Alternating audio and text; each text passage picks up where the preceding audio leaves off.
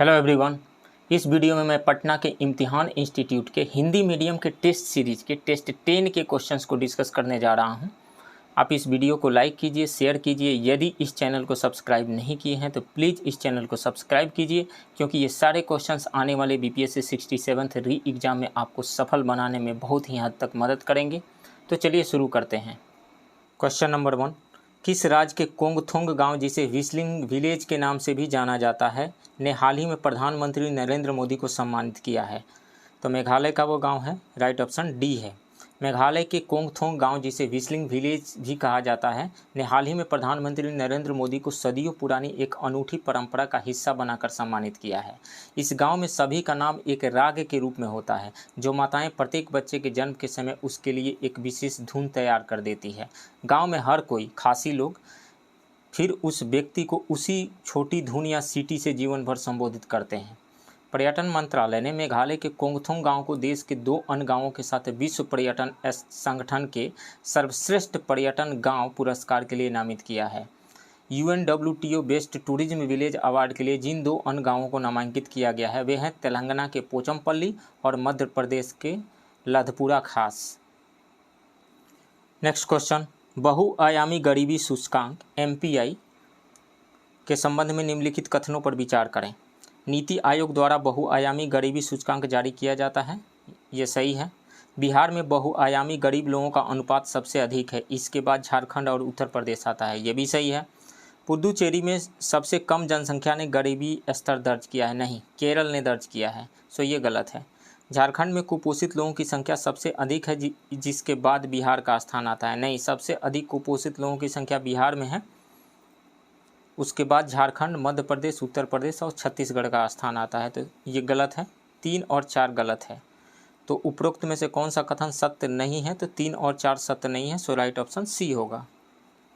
Next, MSDE ने प्रधानमंत्री कौशल विकास योजना 3.0 के तहत पारंपरिक नमदा शिल्प को पुनर्जीवित करने और उत्प्रेरित करने के लिए पायलट परियोजनाएं शुरू की है।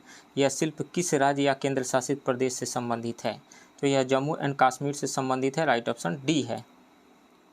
नमदा शिल्प सामान्य बुनाई प्रक्रिया के बजाय भेड़ के ऊन से बना एक गलीचा है। कच्चे माल की कम उपलब्धता, कुशल जनशक्ति और विपणन तकनीकों की कमी के कारण 1998 और 2008 के बीच इस शिल्प के निर्यात में लगभग 100% की गिरावट आई है। PMKVY के तहत कौशल विकास और उद्यमिता मंत्रालय ने इस लुप्तप्राय शिल्प को संरक्षित करने के लिए अल्पकालिक प्रशिक्षण पाठ्यक्रम तैयार किया है। इन परियोजनाओं का उद्देश्य कश्मीर के पारंपरिक नमदा शिल्प को बढ़ावा देना और संरक्षित करना है और स्थानीय बुनकरों और कारीगरों को RPL मूल्यांकन और प्रमाणन के माध्यम से उनकी उत्पादकता बढ़ाने के लिए तैयार भी करना है। नेक्स्ट, नवंबर 2021 में आयोजित डीप ड्राइव ट्रेनिंग प्रोग्राम का संदर्भ है साइबर सुरक्षा और साइबर संकट से, सो राइट ऑप्शन सी होगा। इलेक्ट्रॉनिक्स और सूचना प्रौद्योगिकी मंत्रालय ने साइबर सुरक्षित भारत पहल के तहत 26वें CISO डीप ड्राइव प्रशिक्षण कार्यक्रम का आयोजन किया है। प्रशिक्षण का उद्देश्य प्रतिभागियों को उभरते साइबर खतरे के परिदृश्य की बेहतर समझ से लैस करना, साइबर सुरक्षा में सर्वोत्तम प्रथाओं को समझना है। नेक्स्ट, श्रम मंत्रालय ने वेतन दर सूचकांक WRI के लिए आधार वर्ष को संशोधित कर कितना कर दिया है? 2016 कर दिया है, राइट ऑप्शन ए है। श्रम मंत्रालय ने वेतन दर सूचकांक के लिए आधार वर्ष को संशोधित कर 2016 कर दिया है। मजदूरी दर सूचकांक संख्या समय की अवधि में मजदूरी दरों में सापेक्ष परिवर्तनों को मापती है। नेक्स्ट, त्रिपक्षीय अभ्यास दोस्ती 2021 में किन किन देशों ने भाग लिया? तो भारत, श्रीलंका और मालदीव ने भाग लिया। भारत, श्रीलंका और मालदीव, राइट ऑप्शन सी होगा। भारत, मालदीव और श्रीलंका के बीच द्विवार्षिक त्रिपक्षीय तटरक्षक अभ्यास दोस्ती का 15वां संस्करण मालदीव में संपन्न हुआ। अभ्यास पहली बार 1991 में भारतीय और मालदीव तटरक्षक बल के बीच शुरू किया गया था। श्रीलंका पहली बार 2012 में अभ्यास में शामिल हुआ था। नेक्स्ट, माली पर्वत बॉक्साइट खनन परियोजना जो संभावित विस्थापन और स्थानीय आजीविका के व्यवधान के कारण चर्चा में था, किस राज्य में है? उड़ीसा में है, राइट ऑप्शन डी होगा। माली पर्वत पहाड़ी श्रृंखला में बॉक्साइट खदान ओडिशा के कोरापुट जिले की पोटांगी तहसील में स्थित है। ओडिशा ने कोरापुट जिले के माली पहाड़ी पर बॉक्साइट खनन को फिर से शुरू करने की योजना बनाई है, लेकिन स्थानीय निवासियों के विरोध का सामना करना पड़ रहा है। यह विरोध 2 दशकों से चल रहा है। पहाड़ी पर खनन के लिए पर्यावरण मंजूरी 2006 में दी गई थी, लेकिन 2014-15 के बाद परियोजना ने काम करना बंद कर दिया था। नेक्स्ट, वैश्विक रिश्वत जोखिम सूचकांक 2021 में भारत की रैंकिंग क्या है? 82 है, राइट ऑप्शन सी है। व्यापार रिश्वत जोखिम को मापने वाली वैश्विक सूचकांक 2021 में भारत का स्थान 82 है, जो पिछले साल के 77वें स्थान से 5 स्थान नीचे है। ट्रेस रिश्वत जोखिम मैट्रिक्स उन 194 देशों में रिश्वत की मांग की संभावना को मापता है। डेनमार्क रैंकिंग में शीर्ष पर है। नेक्स्ट, टोक्यो ओलंपिक 2020 में किस देश ने सर्वाधिक पदक जीते? तो अमेरिका को सर्वाधिक पदक मिला था 113, जिसमें से 39 स्वर्ण, 41 रजत, 33 कांस्य। सेकंड स्थान पर चीन रहा, उसको कुल 89 पदक मिले थे, जिसमें से 38 स्वर्ण, 32 रजत और 17 कांस्य पदक 38 स्वर्ण, 32 रजत और 19 कांस्य पदक मिले थे, कुल 89। थर्ड रैंक रहा जापान का, उसको कुल 58 पदक मिले, जिसमें से 27 स्वर्ण, 14 रजत और 17 कांस्य, कुल 58। भारत का रैंक रहा, भारत का स्थान 48वां रहा था। भारत को कुल 7 पदक मिले थे, जिसमें से 1 स्वर्ण, 2 रजत और 4 कांस्य। कुल 7 पदक में से 1 स्वर्ण, 2 रजत और 4 कांस्य। रैंक कितना रहा? 48 भारत का। सो राइट ऑप्शन इसमें से हो जाएगा बी। प्रथम स्थान रहा संयुक्त राज्य अमेरिका का। नेक्स्ट, निम्नलिखित में से किस पैरालंपियन ने टोक्यो ओलंपिक 2020 में भारत के लिए 2 पदक जीते? तो 2 लोग हैं, अवनी लेखरा और Singhraj Adhana. Right option E हो जाएगा, मोर देन 1। भारतीय दल ने टोक्यो पैरालंपिक में 19 पदक जीते, जिसमें से 5 स्वर्ण, 8 रजत और 6 कांस्य। अब तक का अपना सर्वश्रेष्ठ प्रदर्शन किया था। अवनी लेखरा ने टोक्यो 2020 पैरालंपिक में 10 मीटर एयर राइफल स्टैंडिंग में स्वर्ण पदक और 50 मीटर राइफल 3 पोजीशन में कांस्य पदक जीता था। वहीं सिंहराज अधाना ने 2020 ग्रीष्मकालीन पैरालंपिक में मिश्रित 50 मीटर पिस्टल SH1 में रजत पदक और पुरुषों के P1 10 metre air pistol SH1 में कांस्य पदक जीता था। तो 2 लोग हैं, अवनी लेखरा और Singhraj Adhana. Next, one report 2021 की भारत की स्थिति के बारे में निम्नलिखित में से कौन सा कथन सत्य नहीं है? मैंग्रोव कवर में वृद्धि 17 वर्ग किलोमीटर की हुई है। यस, देश में कुल मैंग्रोव कवर जो है 4992 वर्ग किलोमीटर है, जो 17 वर्ग किलोमीटर की, जिसमें 17 वर्ग किलोमीटर की वृद्धि हुई है। तो ये सही है। देश में सबसे बड़ा वन क्षेत्र मध्य प्रदेश में है, ये भी सही है। वनावरण में अधिक परसेंटेज वृद्धि आंध्र प्रदेश में हुई है, नहीं, तेलंगाना में हुई है। परसेंटेज के टर्म में सबसे अधिक वृद्धि जो है वो तेलंगाना में हुई है, और वनावरण में अधिक वृद्धि जो हुई है वो आंध्र प्रदेश में हुई है।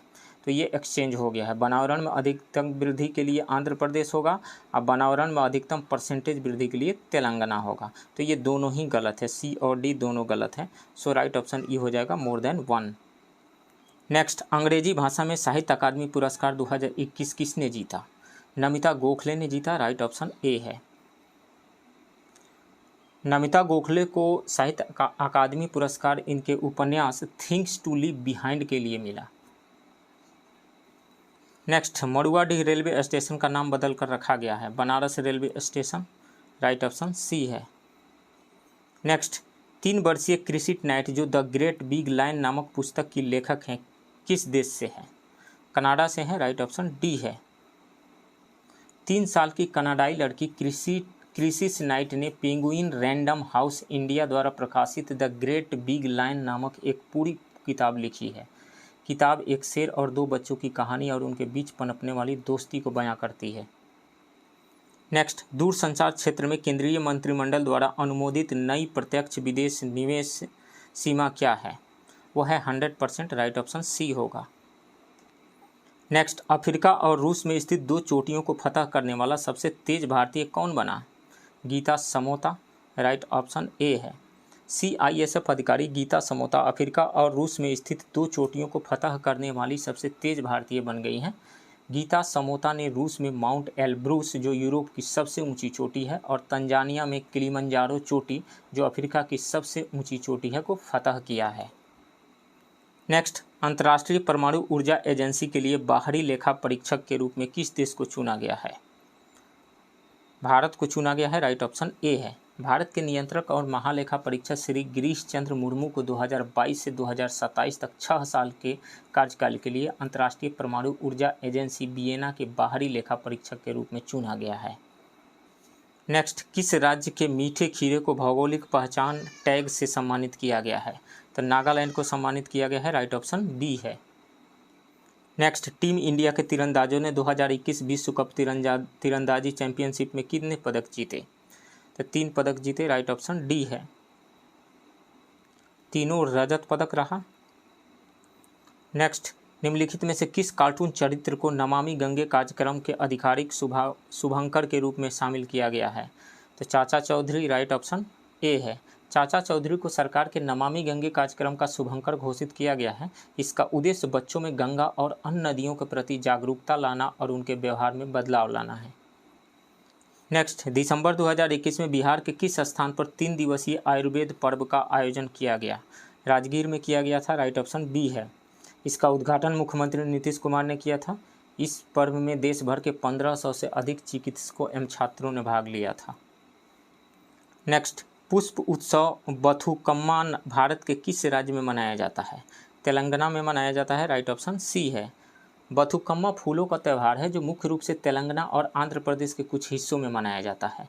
यह त्यौहार महालय अमावस्या के दिन से शुरू होता है और 9 दिनों तक बहुत धूमधाम से मनाया जाता है।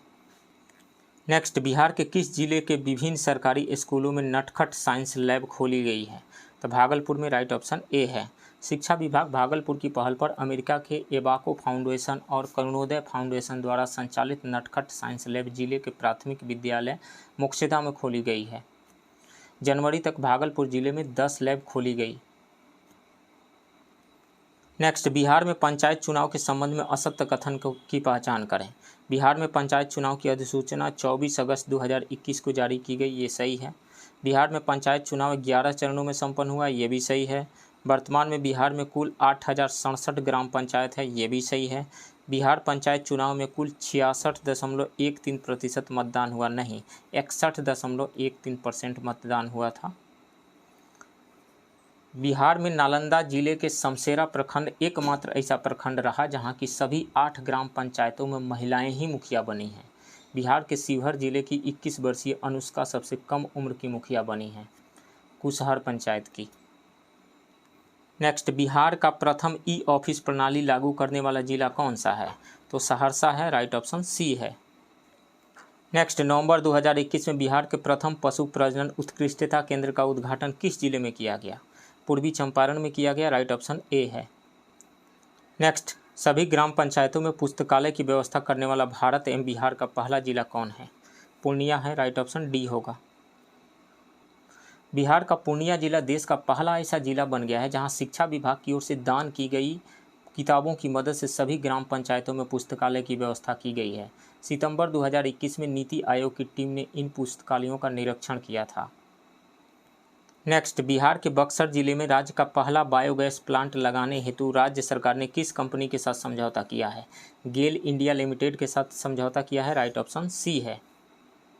यहाँ पर कंप्रेस्ड बायोगैस का उत्पादन पुआल, गोबर, मक्के के डंठल, कृषि अपशिष्ट इत्यादि से किया जाएगा। नेक्स्ट, दिसंबर 2021 में दुनिया की सबसे लंबी मेट्रो लाइन का उद्घाटन किस देश में किया गया? चीन में किया गया। राइट ऑप्शन ए है।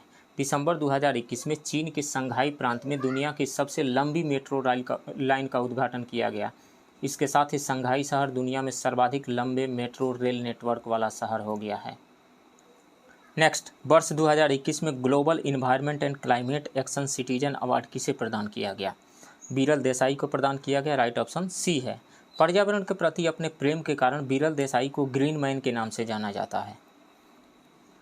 नेक्स्ट, निम्नलिखित में कौन सा सही नहीं है? कार्ज का जो डायमेंशन है क्या m1 L2 T-2 होता है? देख लेते हैं। कार्ज इज इक्वल टू होता है force into displacement F into S. तब फोर्स हो गया mass into acceleration into S. Mass हो गया kg, एक्सेलेरेशन हो गया metre per second square, metre per second square into S हो गया डिस्टेंस, तो मीटर, मतलब kg metre square per second square हो गया। kg metre square per second हो गया, तो kg का m l square t minus 2, m l square t minus 2, ये सही है। तो यहाँ पे जो कार्य का यूनिट जूल होता है वही यूनिट तो ऊष्मा का होता है, यानी हीट का होता है, तो जो डायमेंशन इसका होगा वही ऊष्मा का होगा। लेकिन यहाँ m1 l1 t माइनस 2 दिया हुआ है, होगा क्या m1 l2 t minus 2, m1 l2 t minus 2, तो ये गलत है। शक्ति पावर का, पावर जो होता है वर्क बाई टाइम होता है, वर्क बाई टाइम। अब वर्क का अभी हमने निकाला है kg metre square per second square, एक और सेकेंड से हम डिवाइड कर देंगे तो कितना हो जाएगा, पर सेकेंड क्यूब हो जाएगा, kg metre square per second cube, यानी m l square t minus 3, m l square t minus 3, ये सही है। प्रतिबल, प्रतिबल क्या होता है, प्रतिबल का मतलब ये होता है स्ट्रेस, स्ट्रेस होता है force per unit area, force per unit area. तो फोर्स का हो गया newton, area newton per metre square, newton का मतलब ma, यानी kg metre per second square by area, kg metre per second square by area का हो गया मीटर स्क्वायर, तो मीटर से मीटर एक कट गया, क्या हो गया kg per metre per second square, kg per metre per second square, तो ये सही है। प्रतिबल यानी स्ट्रेस का जो यूनिट है ये सही है। गलत कौन सा है, डी, ऊष्मा का यूनिट वही होगा जो एनर्जी का होता है, जो वही होगा जो कार्य का होता है, यानी वर्क का होता है। सो राइट ऑप्शन डी हो जाएगा, ये गलत है। नेक्स्ट, निम्नलिखित में से कौन एक सदिश राशि नहीं है, तो विद्युत क्षेत्र एक सदिश राशि है, वेक्टर क्वांटिटी है।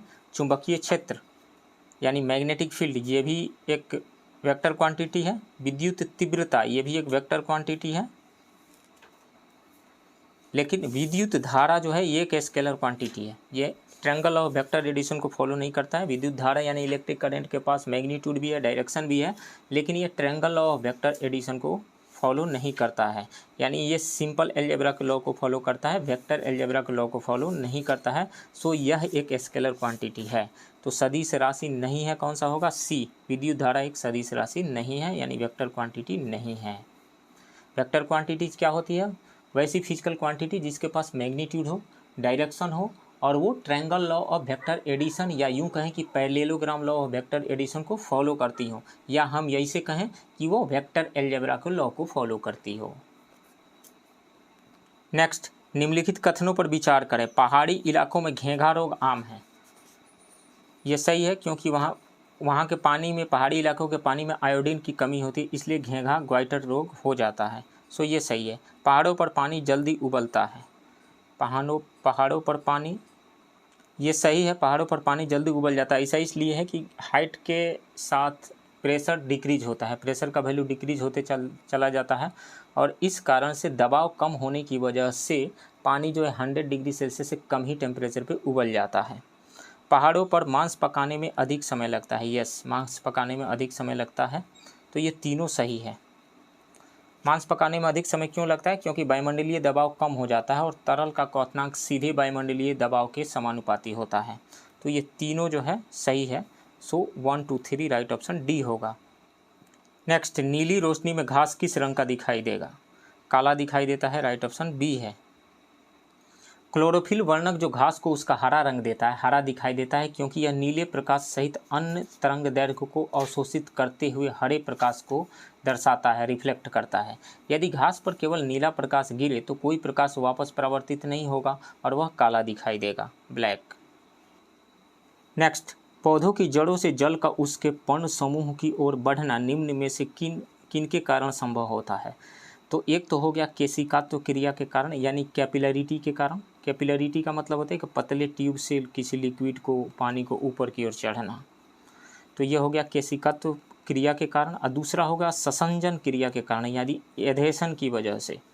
तो ए और बी यहाँ पे दोनों ही सही है, ए और बी, राइट ऑप्शन ई हो जाएगा, मोर देन 1। नेक्स्ट, निम्नलिखित में से किस प्रकार की तरंगों का प्रयोग रात्रि दृष्टि उपकरण में किया जाता है, तो अवरक्त इंफ्रारेड, राइट ऑप्शन डी है। नेक्स्ट, सितार के तार में निम्नलिखित में से किस प्रकार का कंपन उत्पन्न होता है, तो किसी भी वायर के जब दो सिरे जो है फिक्स्ड हो जाए, यहाँ पे मान लीजिए ये दोनों सिरों को हम फिक्स्ड कर देते हैं, तो यहाँ पे एक वेव जो जनरेट होगा ये ट्रांसवर्स नेचर का होगा, यानी अनुप्रस्थ नेचर का होगा। यहाँ से टकरा करके जो वेव आएगी कुछ इस तरीक़ा से स्टेशनरी वेव कहिए या स्टैंडिंग वेव बनेगा। यहाँ पे node and antinode, node and antinode यहाँ पे बनेगा, नोड एंटीनोड, फिर यहाँ एंटीनोड और यहाँ नोड, जहाँ पे ये है नोड मैक्सिमम डिस्प्लेसमेंट वाला एंटीनोड, तो नोड एंटीनोड बनेगा यहाँ पे। तो ये इस वेव का नेचर क्या है, अनुप्रस्थ है, यानी ट्रांसवर्स है, ट्रांसवर्स। और कैसा है, ट्रांसवर्स एंड स्टेशनरी कहिए या स्टैंडिंग कहिए, ट्रांसवर्स एंड स्टेशनरी मतलब स्टेशनरी ट्रांसवर्स वेव बनेगा। तो स्थिर अनुप्रस्थ, राइट ऑप्शन डी होगा। नेक्स्ट क्वेश्चन, निम्नलिखित का मिलान करें। ओडोमीटर, ओडोमीटर वाहन द्वारा तय की गई दूरी मेजर करता है, ए का 2 होगा।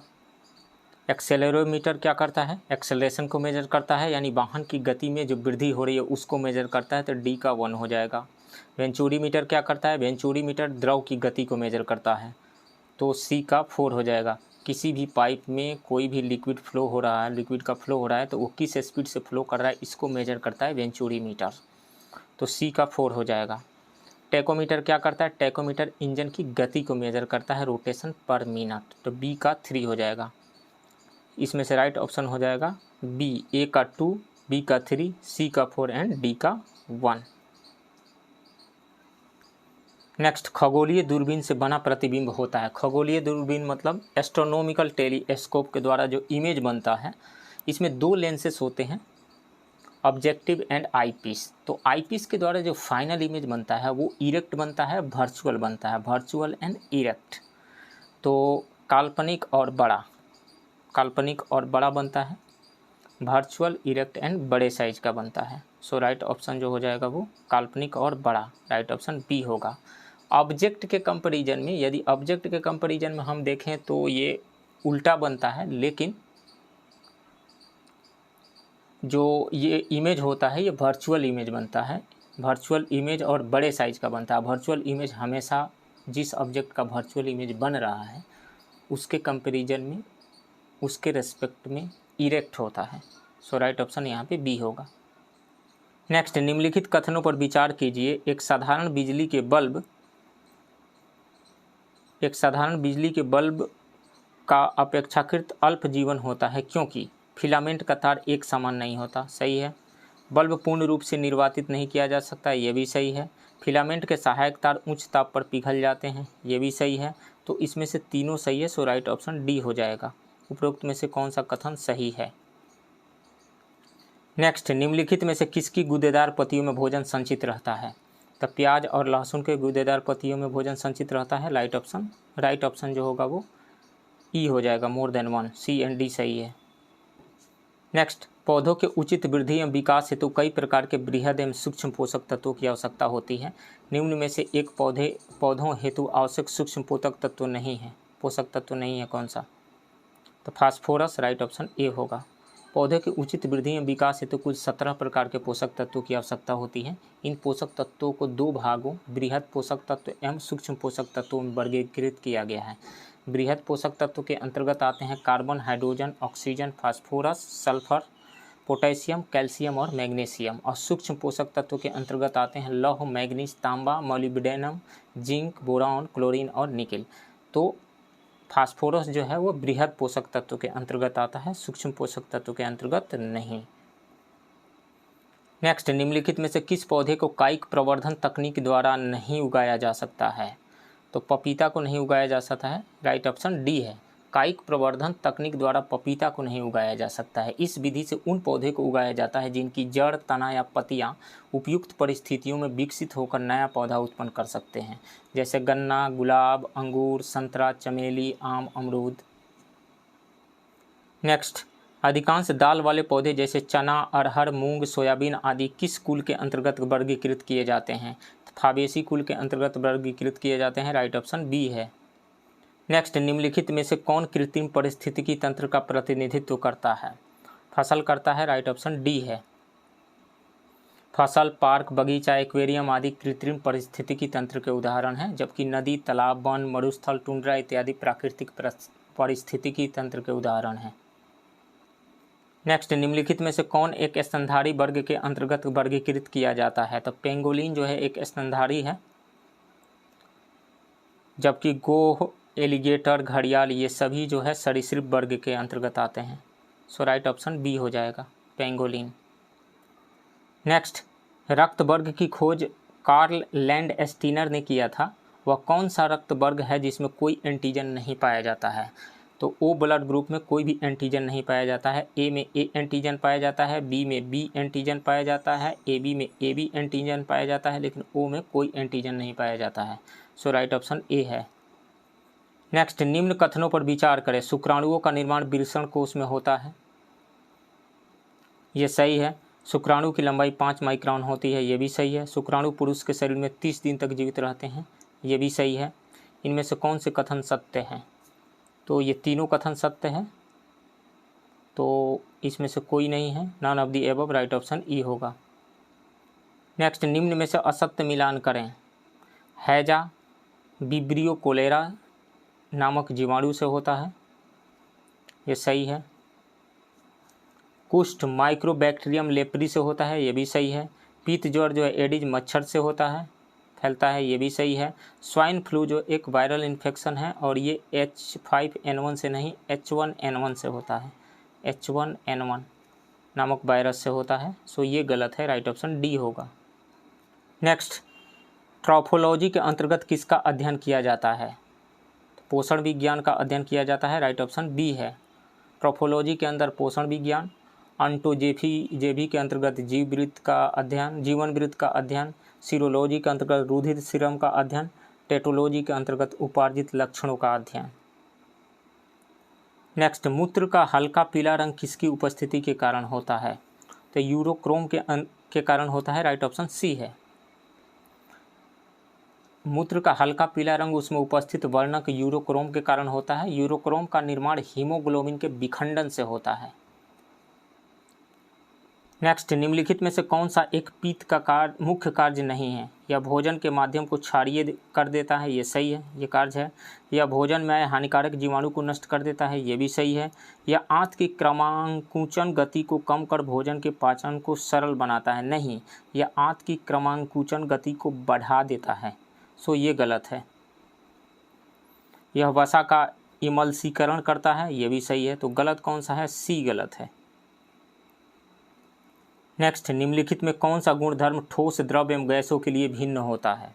तो अणुओं की गति भिन्न भिन्न होती है। सबसे ज़्यादा गति होती है गैसों में, उससे कम लिक्विड में, सबसे कम जो गति होती है वो सॉलिड में होती है। नेक्स्ट, रासायनिक तत्वों की आवर्त सारणी के बारे में निम्न कथनों पर विचार कीजिए। किसी एक आवर्त के अनुदिश आयनन विभव धीरे धीरे कम होता है।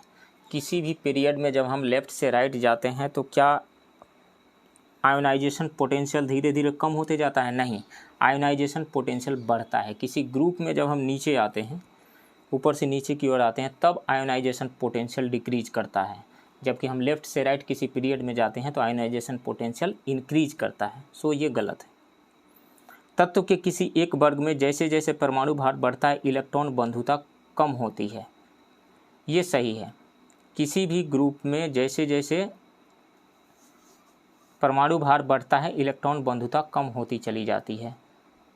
किसी ग्रुप में जैसे जैसे नीचे जाते हैं इलेक्ट्रॉन बंधुता कम होती है, इलेक्ट्रॉन आसानी से ऑर्बिट से निकल जाता है। आयोनाइजेशन पोटेंशियल डिक्रीज करता है और इलेक्ट्रॉन ऑर्बिट से आसानी से निकल जाता है।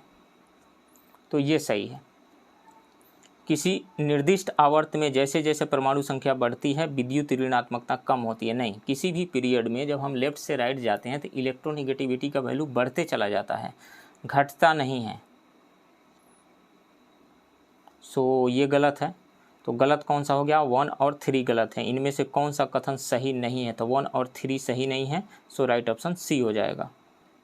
नेक्स्ट, अणुचुंबकत्व यानी पारामैग्नेटिज्म निम्न में से किस अणुओं द्वारा प्रदर्शित किया जाता है? जो धनावेशित होते हैं? नहीं। जो चुंबकीय क्षेत्र में आकर्षित होते हैं? नहीं। जो केवल इलेक्ट्रॉन युग्म रखते हैं? नहीं। जो अयुग्मित इलेक्ट्रॉन रखते हैं यानी अनपेयर्ड इलेक्ट्रॉन से जो रखते हैं उनके द्वारा पैरामैग्नेटिज्म शो किया जाता है। सो राइट ऑप्शन डी होगा यहाँ पे। नेक्स्ट, यूरेनियम 238 प्राकृतिक रूप से विघटित होकर कौन से तत्व में बदल जाता है? तो थोरियम 234 में बदल जाता है। राइट ऑप्शन सी है। नेक्स्ट, दंत क्षय को बचाने के लिए हमें अपने दांतों को नियमित रूप से ब्रश करने की सलाह दी जाती है। आमतौर पर इस्तेमाल टूथपेस्ट की प्रकृति होती है, क्षारीय प्रकृति की होती है, बेसिक। सो राइट ऑप्शन बी हो जाएगा, क्षारीय। नेक्स्ट, बेल यानी घंटी धातु में होता है, तो इसमें कॉपर और टीन होता है, राइट ऑप्शन सी है। नेक्स्ट, निम्नलिखित में कौन सा मिलान गलत है? बहुलक इधर दिया गया है, इधर एकल इकाई दिया गया है यानी मोनोमर दिया गया है। तो पीवीसी यानी ये विनाइल क्लोराइड का बहुलक है यानी पॉलीमर है। पीवीसी का मतलब होता है पॉलीविनाइल क्लोराइड, तो बिल्कुल विनाइल क्लोराइड का ही पॉलीमर है पॉलीविनाइल क्लोराइड, ये सही है, करेक्टली मैच्ड है। पॉलिएस्टर क्या एथिलीन ग्लाइकॉल का पॉलीमर है? यस, ये एथिलीन ग्लाइकॉल का ही पॉलीमर है पॉलिएस्टर, ये सही है।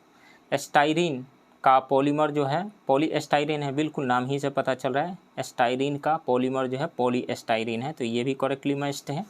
टेट्राफ्लोरोइथिलीन का क्या बहुलक यानी पॉलीमर जो है टेफ्लॉन है, बिल्कुल टेट्राफ्लोरोइथिलीन का ही बहुलक है टेफ्लॉन, तो ये भी करेक्टली मैच्ड है। तो एबव सही करेक्टली मैच्ड है, सभी करेक्टली मैच्ड हैं, सो राइट ऑप्शन ई हो जाएगा, मोर देन वन। नेक्स्ट, लौंग के तेल का निम्नलिखित में से कौन सा एक प्रमुख घटक है?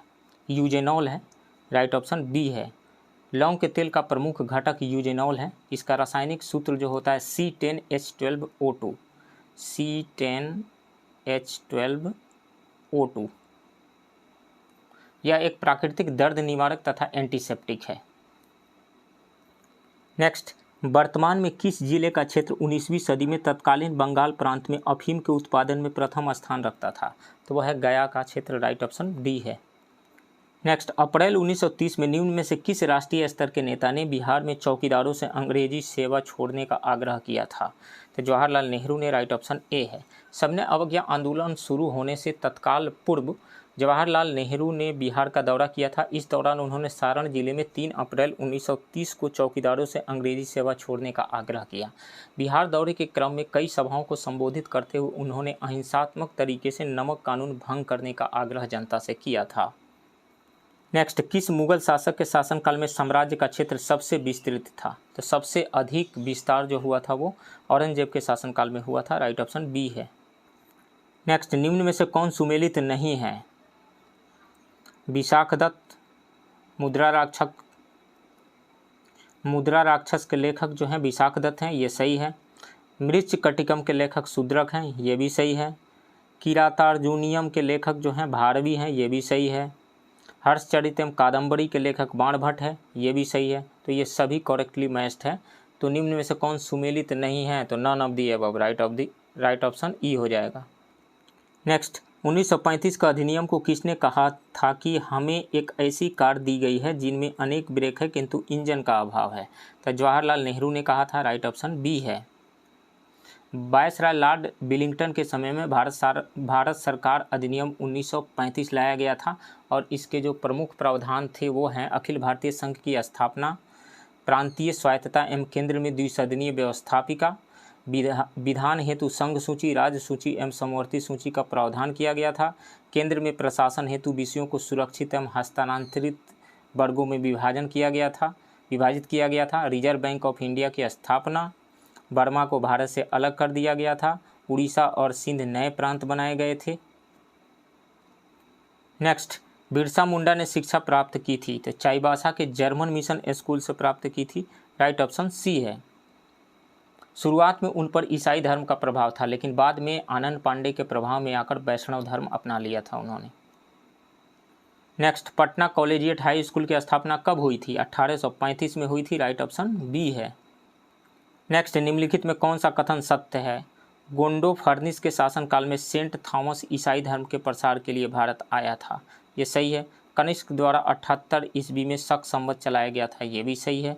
कनिष्क के काल में चतुर्थ बौद्ध संगीति कुंडलवन में हुई थी, ये भी सही है।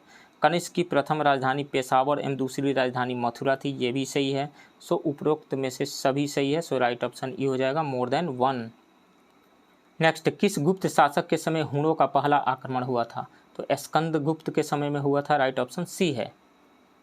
हुणों पर स्कंदगुप्त के विजयों का उल्लेख जूनागढ़ अभिलेख में मिलता है। स्कंदगुप्त ने ही सुदर्शन झील के पुनरुद्धार का जिम्मा पर्णदत्त को सौंपा था। स्कंदगुप्त ने चीनी सम्राट सांग के दरबार में मैत्री संबंध स्थापित करने के लिए राजदूत भेजा था।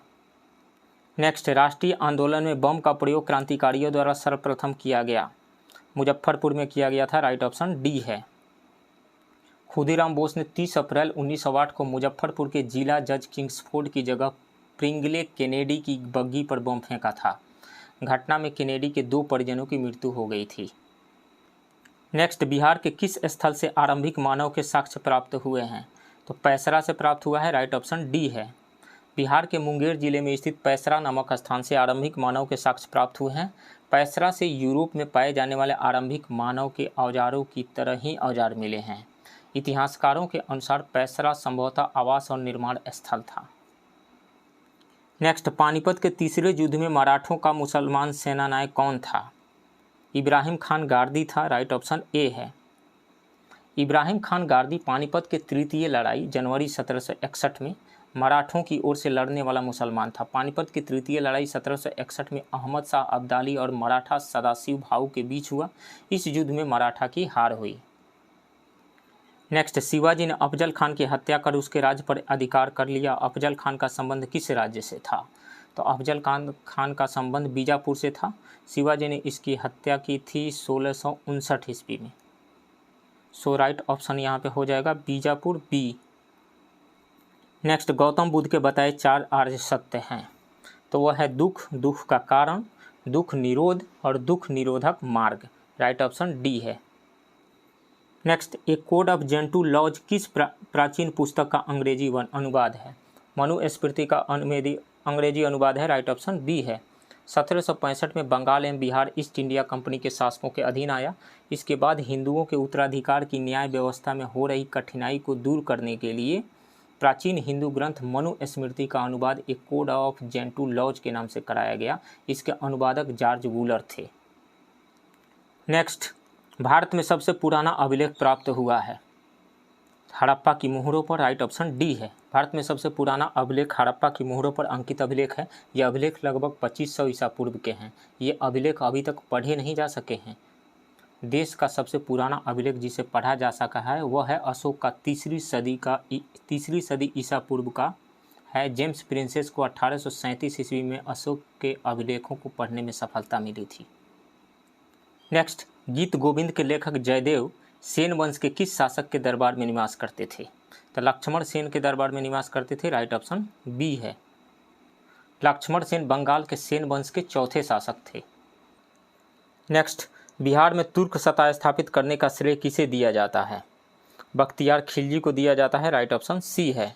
1198 में बिहार में तुर्क सत्ता की स्थापना बख्तियार खिलजी ने किया।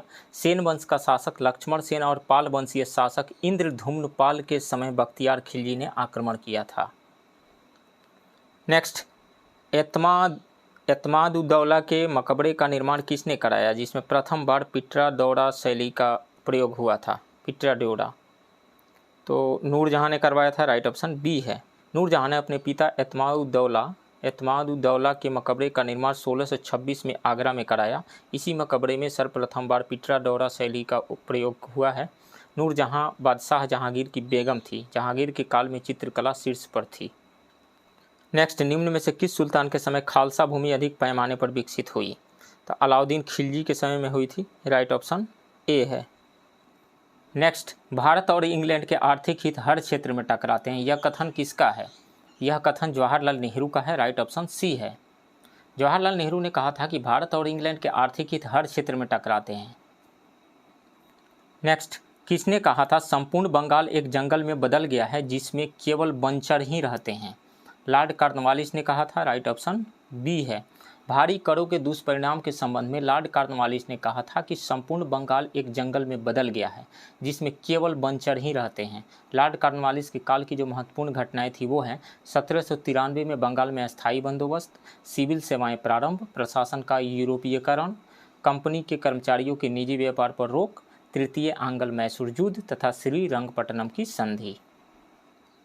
नेक्स्ट, कौन सा प्रथम सुल्तान था जिन्होंने बिहार को दिल्ली सल्तनत के अधीन कर लिया? इल्तुतमिश था। राइट ऑप्शन बी है। इल्तुतमिश बिहार को दिल्ली सल्तनत का अधीन करने वाला प्रथम सुल्तान था। सैफुद्दीन को बिहार का गवर्नर और मलिक जानी को बिहार में प्रथम सूबेदार इल्तुतमिश ने नियुक्त किया था। नेक्स्ट, सिख संप्रदाय के 10वें गुरु गुरु गोविंद सिंह का जन्म कब और कहाँ हुआ था? तो 1666 में पटना में हुआ था। राइट ऑप्शन बी है। गुरु गोविंद सिंह गुरु तेग बहादुर के पुत्र थे। ईस्ट इंडिया कंपनी द्वारा भारत में अस्थायी बंदोबस्त लागू करने के लिए निम्न में से कौन एक प्रमुख कारण नहीं था? सरकार एक निश्चित आय तथा अस्थायी आय प्राप्त करना चाहती थी, ये सही है। वह लगान वसूली हेतु योग्य कर्मचारियों का एक कैडर तैयार करना चाहती थी, नहीं, ये गलत है। कंपनी के पास योग्य कर्मचारियों एवं भूमि के संदर्भ में पर्याप्त ज्ञान का अभाव था, इसलिए भी कंपनी भूमि की अस्थायी बंदोबस्त की व्यवस्था लागू करना चाहती थी, लेकिन लगान वसूली हेतु कर्मचारियों का कोई कैडर तैयार करने का विचार नहीं था, सो ये गलत है। इस व्यवस्था द्वारा जमींदारों को अपना समर्थक बनाना चाहती थी, ये सही है। सरकार लगान वसूली पर धन एवं समय खर्च करना नहीं चाहती थी, ये भी सही है। सो गलत कौन सा है? गलत बी है। सो राइट ऑप्शन बी हो जाएगा। नेक्स्ट, द्वितीय गोलमेज सम्मेलन के आयोजन के समय भारत का वायसराय कौन था? तो लॉर्ड विलिंगटन था। राइट ऑप्शन डी है। द्वितीय गोलमेज सम्मेलन के आयोजन के समय भारत का वायसराय लॉर्ड विलिंगटन था। इसके कार्यकाल में 1 सितंबर 1931 से 1 दिसंबर 1931 तक द्वितीय गोलमेज सम्मेलन का आयोजन लंदन में किया गया था। इस सम्मेलन में कांग्रेस का प्रतिनिधित्व महात्मा गांधी ने किया था। इसी के कार्यकाल में 25 सितंबर 1932 को महात्मा गांधी एवं अम्बेडकर के बीच पूना समझौता हुआ था, जिसे पूना पैक्ट कहा जाता है। नेक्स्ट, एका आंदोलन के नेतृत्वकर्ता कौन थे? मदारी पासी थे। राइट ऑप्शन सी है।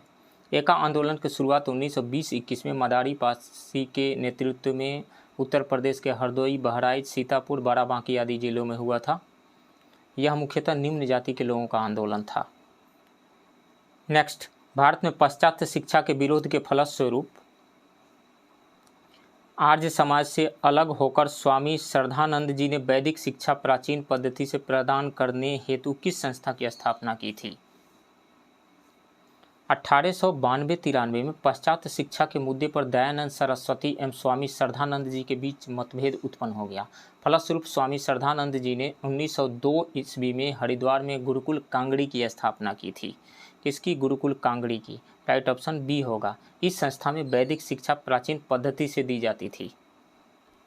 नेक्स्ट, भारत में विधवा पुनर्विवाह को मान्यता प्रदान करने हेतु निम्न में से किसने पूना में विधवा आश्रम स्थापित किया था? डी.के. कर्वे ने किया था। राइट ऑप्शन सी है। Professor DK. कर्वे ने विधवा पुनर्विवाह को मान्यता दिलाने हेतु 1899 में पूना में एक विधवा आश्रम स्थापित किया था। इस दिशा में सर्वाधिक महत्वपूर्ण कार्य ईश्वरचंद्र विद्यासागर ने किया था। उनके विशेष प्रयासों से ही लॉर्ड डलहौजी के समय 1856 में हिंदू विधवा पुनर्विवाह अधिनियम पारित किया गया था। नेक्स्ट, वर्नाकुलर प्रेस एक्ट निम्नलिखित में से किस एकमात्र समाचार पत्र पर लागू हो सका था? सोम प्रकाश पे लागू हो सका था। राइट ऑप्शन ए है। 1878 में लीटन द्वारा वर्नाकुलर प्रेस एक्ट लाया गया था। यह कानून भारतीय समाचार पत्रों पर प्रतिबंध लगाने हेतु लाया गया था। यह कानून तत्कालीन लोकप्रिय समाचार पत्र सोम प्रकाश को लक्ष्य करके लाया गया था तथा केवल सोम प्रकाश पर ही लागू हो सका था। इस कानून को 1882 में लॉर्ड रिपन द्वारा समाप्त कर दिया गया था। नेक्स्ट, निम्नलिखित में से बेमेल जोड़े की पहचान करें। सार्जेंट योजना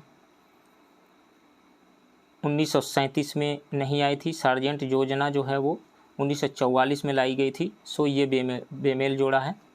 हंटर शिक्षा आयोग 1882 में बना था, ये सही है। सैडलर आयोग जो है 1917 में बना था, ये भी सही है। हर्टोग समिति 1929 में बनी थी, ये भी सही है। लेकिन सार्जेंट योजना जो है 1937 में नहीं 1944 में लाई गई थी। इसमें 6 से 11 वर्ष तक के बच्चों को निःशुल्क एवं अनिवार्य शिक्षा प्रदान करने की व्यवस्था की गई थी। नेक्स्ट, कांग्रेस के सूरत अधिवेशन में गरमपंथी विचारधारा के लोग निम्न में से किसे कांग्रेस का अध्यक्ष बनाना चाहते थे?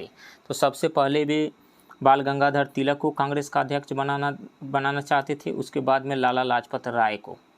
सो इसमें से 2 सही आ रहा है। सो राइट ऑप्शन ई हो जाएगा, मोर देन 1।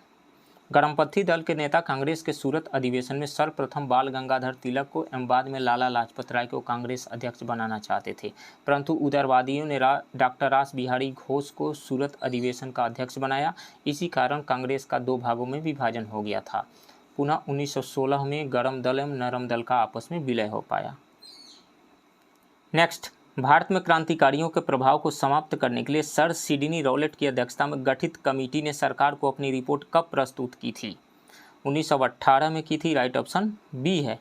भारत में क्रांतिकारियों के प्रभाव को समाप्त करने अथवा राष्ट्रीय भावना को कुचलने के लिए ब्रिटिश सरकार ने न्यायाधीश सर सिडनी रॉलेट की अध्यक्षता में एक कमेटी नियुक्त किया था। कमेटी ने अपनी रिपोर्ट 1918 में प्रस्तुत की। इसी कमेटी की रिपोर्ट के आधार पर 1919 में रॉलेट एक्ट पारित किया गया था। इसके तहत किसी व्यक्ति को संदेह के आधार पर गिरफ्तार कर मुकदमा चलाया जा सकता था। नेक्स्ट, गांधी जी ने चंपारण के किसानों पर किए जा रहे अत्याचार के खिलाफ आंदोलन कब प्रारंभ किया था? तो अप्रैल 1917 में प्रारंभ किया था। राइट ऑप्शन सी है। नेक्स्ट, कांग्रेस के किस अधिवेशन में वैधानिक साधनों के अंतर्गत स्वराज प्राप्ति के लक्ष्य को त्याग कर सरकार के सक्रिय विरोध करने की बात स्वीकार की गई थी? तो 1920 के नागपुर अधिवेशन में। राइट ऑप्शन बी है। 1920 के नागपुर अधिवेशन में कांग्रेस ने वैधानिक साधनों के अंतर्गत स्वराज प्राप्ति के लक्ष्य को त्याग कर सरकार के सक्रिय विरोध करने की बात को स्वीकार किया। इस अधिवेशन की अध्यक्षता लाला लाजपत राय ने की थी। इस अधिवेशन में ही कांग्रेस ने अंग्रेजी साम्राज्य के अंतर्गत स्वशासन के स्थान पर अंग्रेजी स्वराज्य का नया लक्ष्य घोषित किया। नेक्स्ट, यहाँ दिन अति गर्म एवं रातें बर्फीली होती है। इसका तापांतर सभी ग्रहों में सबसे अधिक 600 डिग्री सेल्सियस है। यह कथन किस ग्रह के बारे में कहा जा सकता है? तो यह बुध के बारे में राइट ऑप्शन बी होगा। बुध के बारे में कहा जा रहा है। यह सबसे छोटा ग्रह है। इसका सबसे विशिष्ट गुण इसमें चुंबकीय क्षेत्र का होना है। यहाँ दिन अति गर्म एवं रातें बर्फीली होती है। इसका तापांतर सभी ग्रहों में सबसे अधिक होता है 600 डिग्री सेल्सियस। इसके रात का तापमान जो है -173 डिग्री सेल्सियस, जबकि दिन का तापमान 427 डिग्री सेल्सियस रहता है। नेक्स्ट, डाउन्स नामक शीतोष्ण कटिबंधीय घास भूमि कहाँ पाई जाती है? ऑस्ट्रेलिया में पाई जाती है। राइट ऑप्शन सी है। प्रेरी यूएस में पाई जाती है, यूएस एंड कनाडा में। बेल्ट जो है दक्षिण अफ्रीका में और पंपास अर्जेंटीना में। नेक्स्ट, निम्न में से असत्य कथन की पहचान करें। ओसाका जापान का एक महत्वपूर्ण वस्त्र निर्माण केंद्र है, ये सही है। यहाँ उष्ण आर्द्र जलवायु पाई जाती है, ये भी सही है। ओसाका को किसो नदी से जल प्राप्त होता है? नहीं, ओसाका को योडो नदी से जल प्राप्त होता है। योडो नदी से। यहाँ सस्ता श्रम उपलब्ध है, ये भी सही है। गलत कौन सा है? गलत सी है। नेक्स्ट, अमेजन बेसिन के सघन वन क्षेत्रों में की जाने वाली स्थानांतरित कृषि को ब्राजील में किस नाम से जाना जाता है? रोका के नाम से जाना जाता है। राइट ऑप्शन बी है। मैक्सिको में इसे मिल्पा कहा जाता है, मलेशिया में इसे लदांग के नाम से जाना जाता है, जबकि भारत के पूर्वोत्तर में इसे झूम कृषि कहा जाता है। नेक्स्ट, स्टेलेक्टाइट एवं स्टेलेग्माइट नामक स्थलाकृति का निर्माण किसके द्वारा होता है? भूमिगत जल के द्वारा होता है। राइट ऑप्शन ए है। नेक्स्ट, पश्चिमी घाट के संदर्भ में निम्न में से असत्य कथन की पहचान करें। पश्चिमी घाट की कुल लंबाई लगभग 1600 किलोमीटर है, ये सही है। महाराष्ट्र में पश्चिमी घाट को सह्याद्री के नाम से जाना जाता है, ये भी सही है। पश्चिमी घाट की सर्वोच्च शिखर अनाईमुड़ी है, ये भी सही है। अन्नामलाई की पहाड़ी तमिलनाडु में स्थित है, नहीं केरला में स्थित है, ये गलत है। सो राइट ऑप्शन डी हो जाएगा। नेक्स्ट, निम्नलिखित में से कौन सी नदी अपनी उत्खात भूमि वाली भू आकृति हेतु प्रसिद्ध है? चंबल नदी है। राइट ऑप्शन सी है। चंबल नदी मध्य प्रदेश के मालवा पठार के महू नामक स्थान से निकलती है। यहाँ से उत्तर की ओर प्रवाहित होती हुई धौलपुर के आगे यमुना नदी में मिल जाती है। यमुना नदी में मिलने से पूर्व चंबल नदी उत्खात भूमि यानी बीहड़ वाली भू आकृति बनाती है। नेक्स्ट, हैदराबाद एवं सिकंदराबाद को कौन सी झील जोड़ती है? हुसैन सागर झील जोड़ती है। राइट ऑप्शन बी है। इन दोनों नगरों को जुड़वा नगर भी कहा जाता है। नेक्स्ट, असम का डिगबोई किस खनिज हेतु प्रसिद्ध है? तो पेट्रोलियम के लिए प्रसिद्ध है। राइट ऑप्शन सी है। नेक्स्ट, निम्नलिखित में से बेमेल जोड़े की पहचान करें। एल्युमिनियम उद्योग हीराकुंड में है, ये सही है। सूती वस्त्र उद्योग कोयम्बटूर में है, ये भी सही है। जूट उद्योग मधुबनी में जूट उद्योग नहीं होता है। जूट उद्योग बिहार के पूर्णिया, कटिहार, सहरसा, दरभंगा आदि जगहों पे होता है। सीमेंट उद्योग जयपुर में है, ये भी सही है। गलत कौन सा है? सी गलत है। नेक्स्ट, निम्नलिखित में से कौन सा बंदरगाह भारत के पश्चिमी तट पर स्थित नहीं है? तो पारादीप। राइट ऑप्शन ए है। कोलकाता, पारादीप, विशाखापट्टनम, चेन्नई, तूतीकोरिन, एन्नौर बंदरगाह पूर्वी तट पर स्थित है, जबकि मुंबई, कोची, मार्मागोवा, कांडला, न्यू मंगलुरु भारत के पश्चिमी तट पर स्थित प्रमुख बंदरगाह हैं। नेक्स्ट, अनुसूचित जाति की सर्वाधिक प्रतिशतता वाला राज्य कौन सा है? तो वो है पंजाब। पंजाब के पॉपुलेशन का 31.9% पॉपुलेशन जो है वो अनुसूचित जाति का है, शेड्यूल्ड कास्ट का है। सो राइट ऑप्शन बी होगा। सर्वाधिक जनसंख्या अनुसूचित जाति का पंजाब में पाया जाता है, प्रतिशतता के हिसाब से, परसेंटेज के हिसाब से। नेक्स्ट, सूची 1 एवं सूची 2 को सुमेलित कीजिए। सूची 1 में परियोजना का नाम दिया गया है, सूची 2 में किस नदी पे बनाया गया है ये दिया गया है। भीमा परियोजना किस नदी पे बनाया गया है? पवना नदी पे बनाया गया है, तो ए का 3 हो जाएगा। रंजीत सागर बांध किस नदी पे बनाया गया है? तो रावी नदी पे बनाया गया है, तो बी का 1 हो जाएगा। गंगा सागर परियोजना चंबल नदी पे है, तो सी का 4 हो जाएगा। और तुलबुल परियोजना कहाँ है, किस नदी पे है? झेलम नदी पे है, सो डी का 2 हो जाएगा। सो राइट ऑप्शन कौन सा हो जाएगा? ए का 3, बी का 1, सी का 4 एंड डी का 2। Right option A. नेक्स्ट, निम्नलिखित में से बेमेल मिलान चुनें। गुजरात में जो जनजाति पाई जाती है वो है भील, सही है। केरल में जो पाई जाने वाली जनजाति कादर है। त्रिपुरा में बड़गा जनजाति पाई जाती है, नहीं, बड़गा जनजाति तो तमिलनाडु की जनजाति है। बड़गा, कोटा, टोडा ये सभी तमिलनाडु की जनजाति है। त्रिपुरा में कौन सी जनजाति पाई जाती है? त्रिपुरा में रियांग एवं त्रिपुरी नाम की जनजाति पाई जाती है, सो ये बेमेल जोड़ा है, गलत है ये। अरुणाचल प्रदेश में मिसमी जनजाति पाई जाती है, ये सही है। गलत कौन सा है? सी। नेक्स्ट, नागरहोल राष्ट्रीय उद्यान किस राज्य में स्थित है? कर्नाटक में स्थित है, राइट ऑप्शन डी है। नागरहोल राष्ट्रीय उद्यान कर्नाटक में स्थित है। कुंभलगढ़ अभ्यारण्य राजस्थान में स्थित है। डाचीगाम राष्ट्रीय उद्यान जम्मू कश्मीर में स्थित है। पखुई वन्यजीव अभ्यारण्य अरुणाचल प्रदेश में स्थित है। नेक्स्ट, निम्नलिखित में से किस जिले में पुरानी जलोढ़ मिट्टी का विस्तार नहीं पाया जाता है? तो कैमूर है, राइट ऑप्शन डी होगा। कैमूर में लाल बलुई मिट्टी पाई जाती है। नेक्स्ट, बिहार की जलवायु निम्नलिखित में से किससे प्रभावित नहीं होती? हिमालय की स्थिति से प्रभावित होती है, नॉर्वेस्टर से भी प्रभावित होती है, बंगाल की खाड़ी से निकटता से प्रभावित होती है, कैमूर खाड़ी से निकटता से प्रभावित नहीं होती है। सो राइट ऑप्शन डी होगा। नेक्स्ट, बिहार में बहने वाली किस नदी का उद्गम अमरकंटक के निकट स्थित है? तो वो है सोन नदी। बिहार में यह सोन नदी पलामू जिले से बिहार में प्रवेश करती है और पटना के पश्चिम में यह गंगा में आकर के मिल जाती है। सो राइट ऑप्शन बी होगा। नेक्स्ट, बिहार के किस प्रमंडल में सिंचाई सुविधा का सर्वाधिक विकास हुआ है? तो पटना प्रमंडल में सर्वाधिक विकास हुआ है। इस प्रमंडल में सोन कमांड क्षेत्र में नहरों का सर्वाधिक विकास हुआ है, जिससे रोहतास, औरंगाबाद, अरवल, भोजपुर, बक्सर, पटना आदि आते हैं। नेक्स्ट, 2011 की जनगणना रिपोर्ट के अनुसार बिहार में महिला साक्षरता की दर है, तो 51.5% है, राइट ऑप्शन सी है। नेक्स्ट, राष्ट्रीय आय समिति ने अपनी प्रथम रिपोर्ट कब दी थी? 1951 में दी थी, राइट ऑप्शन सी है। नेक्स्ट, भारत में पंचवर्षीय योजना के संदर्भ में निम्न में से कौन सा युग्म सही नहीं है? प्रथम पंचवर्षीय योजना जो है वो महालनोबिस मॉडल पे थी, यस ये सही है। द्वितीय पंचवर्षीय योजना हेराल्ड डोमर मॉडल पर आधारित थी, ये भी सही है। तृतीय पंचवर्षीय योजना गॉडगिल मॉडल पर आधारित थी,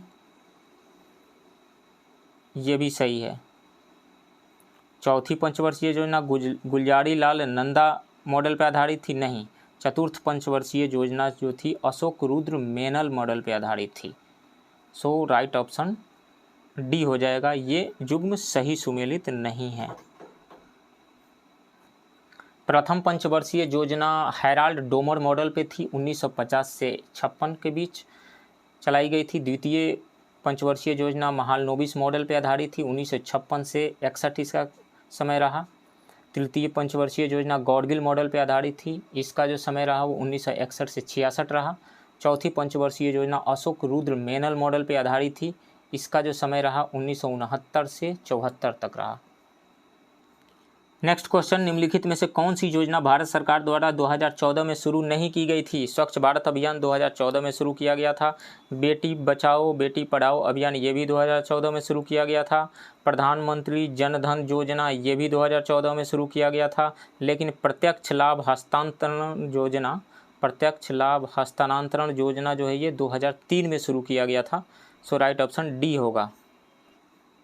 नेक्स्ट, निम्नलिखित में से किसकी वृद्धि करने पर तरलता में वृद्धि होगी? तरलता में भी वृद्धि होगी, यानी लिक्विडिटी में वृद्धि होगी। रेपो रेट में वृद्धि करने पर तरलता में कमी आएगी लिक्विडिटी में। CRR यानी कैश रिजर्व रेशियो में वृद्धि करने पर तरलता में कमी आएगी। SLR में भी वृद्धि करने पर तरलता में कमी आएगी। रिवर्स रेपो दर में वृद्धि करने पर तरलता में वृद्धि होगी। सो राइट ऑप्शन डी होगा। नेक्स्ट, मुद्रास्फीति को रोकने के लिए निम्न में से कौन से राजकोषीय उपाय किए जाते हैं?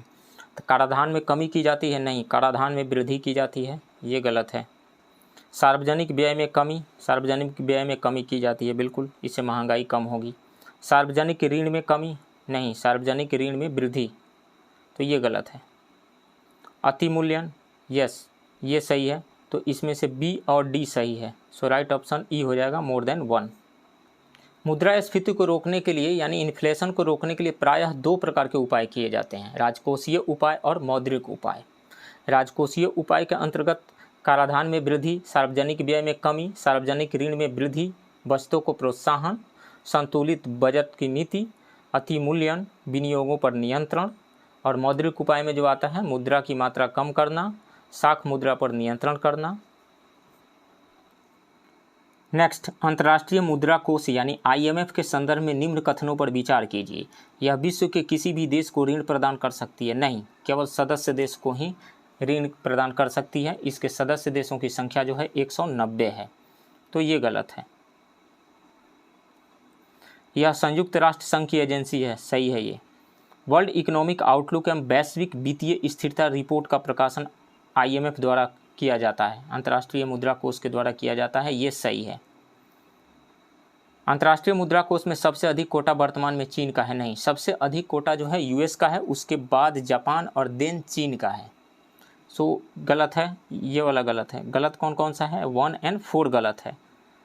उपरोक्त में से कौन से कथन सही है? तो सही है 2 और 3। राइट ऑप्शन सी हो जाएगा, केवल 2 और 3। नेक्स्ट, हाल ही में नाबार्ड ने प्राकृतिक खेती को बढ़ावा देने हेतु निम्नलिखित में से किस कार्यक्रम की शुरुआत की है? जीवा की शुरुआत की है, राइट ऑप्शन सी है। नेक्स्ट, GST परिषद के संदर्भ में कौन से कथन सही है? इस परिषद का सचिवालय मुंबई में है? नहीं, नई दिल्ली में है। सो ये गलत है। इस परिषद के अध्यक्ष की नियुक्ति राष्ट्रपति करता है? नहीं, इस परिषद के अध्यक्ष जो होते हैं केंद्रीय वित्त मंत्री होते हैं, ये गलत है। इस परिषद का उपाध्यक्ष इसके सदस्यों में से ही विनिश्चित अवधि के लिए चुना जाता है, ये सही है।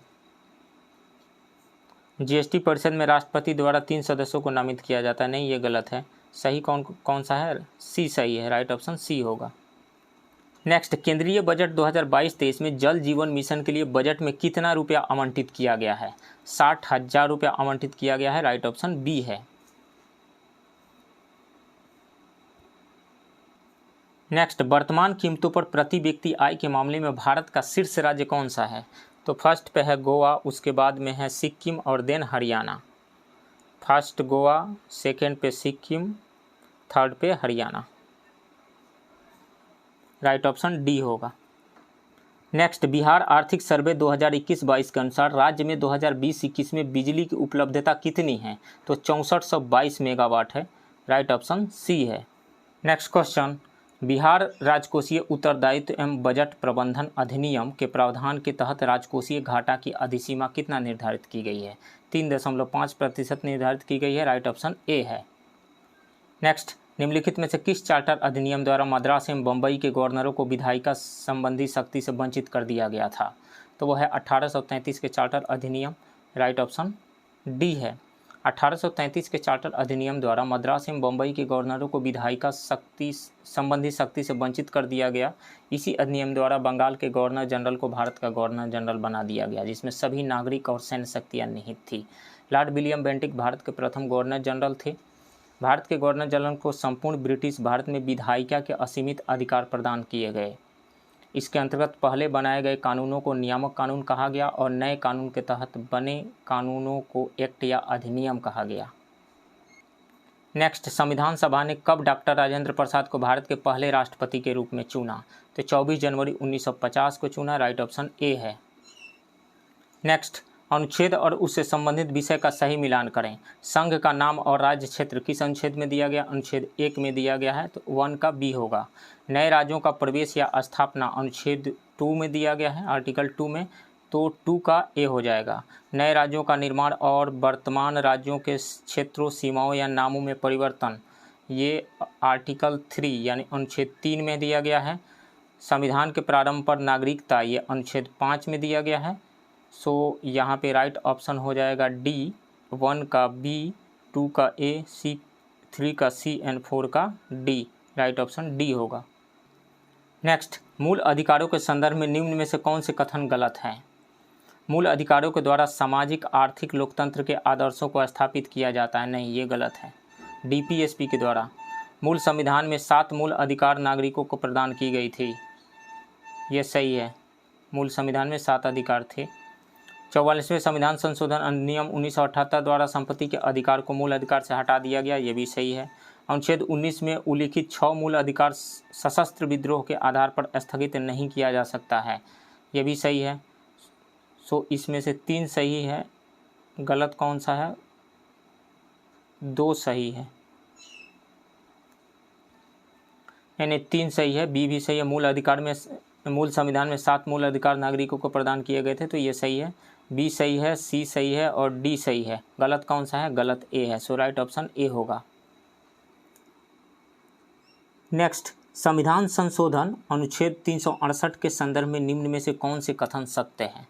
संविधान संशोधन विधेयक राष्ट्रपति के अनुमति से किसी भी सदन में पूरा स्थापित किया जा सकता है, नहीं, इसमें राष्ट्रपति की अनुमति की कोई ज़रूरत नहीं है।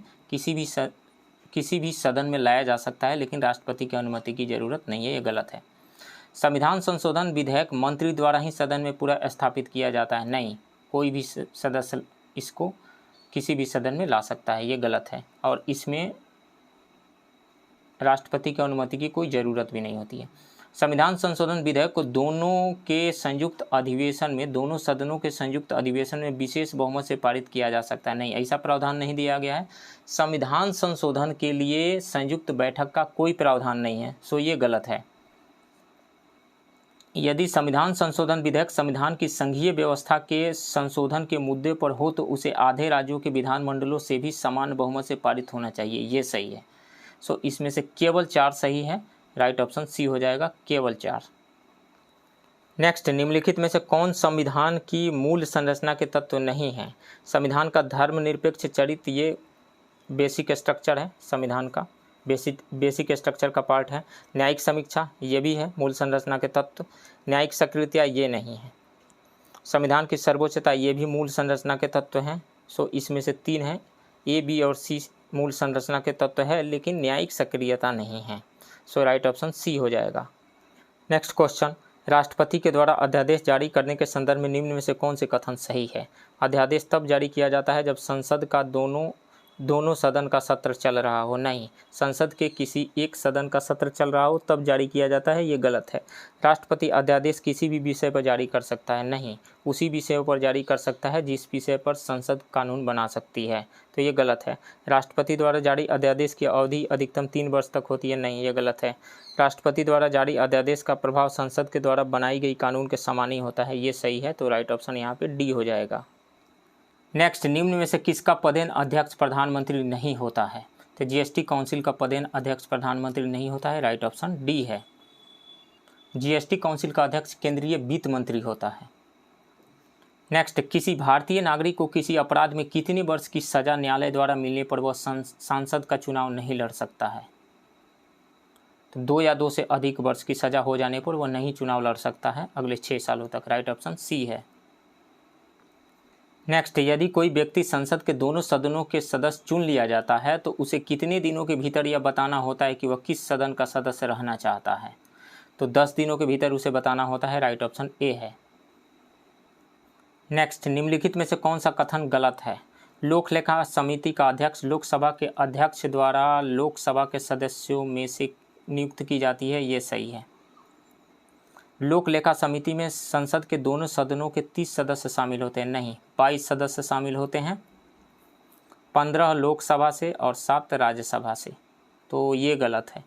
लोक लेखा समिति में किसी मंत्री का निर्वाचन नहीं हो सकता है, ये सही है। लोक लेखा समिति में निर्वाचित सदस्यों का कार्यकाल 2 वर्ष का होता है। नहीं, ये गलत है, 1 वर्ष का होता है इसमें। तो गलत कौन कौन सा है? गलत है बी और डी। सो राइट ऑप्शन यहाँ पे हो जाएगा ई, मोर देन 1। लोक लेखा समिति संसद की एक प्रमुख समिति है। इसमें 22 सदस्य होते हैं, 15 लोकसभा से और 7 राज्यसभा से। इस समिति में सदस्यों का चुनाव प्रत्येक वर्ष संसद द्वारा समानुपातिक प्रतिनिधित्व के सिद्धांत के अनुसार एकल हस्तांतरणीय मत के माध्यम से होता है। सदस्यों का कार्यकाल 1 वर्ष का होता है। इस समिति में किसी मंत्री का निर्वाचन नहीं होता है। समिति के अध्यक्ष की नियुक्ति लोकसभा अध्यक्ष द्वारा लोकसभा के सदस्यों में से ही की जाती है। 1967 से एक परंपरा चली आ रही है, समिति का अध्यक्ष विपक्षी दल से चुना जाता है। समिति का मुख्य कार्य कैग की रिपोर्ट की जांच करना होता है। नेक्स्ट, बिहार के विधान परिषद के कुल सदस्यों से कितने सदस्यों का चुनाव विधानसभा के सदस्यों द्वारा किया जाता है? तो 25 राइट ऑप्शन बी है। बिहार विधानसभा के विधान परिषद के कुल सदस्यों यानी 75 सदस्यों में से 25 सदस्यों का चुनाव विधानसभा के सदस्यों द्वारा किया जाता है। नेक्स्ट, राष्ट्रपति द्रौपदी मुर्मू का भारत के राष्ट्रपति के रूप में कौन सा क्रम है? 15वां क्रम है, राइट ऑप्शन बी है। तो फ्रेंड्स, ये रहा पटना के इम्तिहान इंस्टीट्यूट के हिंदी मीडियम के टेस्ट सीरीज़ के टेस्ट 10 के क्वेश्चंस का डिस्कशन। आप बने रहिए इस चैनल के साथ। मिलते हैं किसी दूसरे वीडियो में किसी दूसरे टेस्ट सीरीज़ के टेस्ट के क्वेश्चन के डिस्कशन के साथ। तब तक के लिए थैंक यू वेरी मच।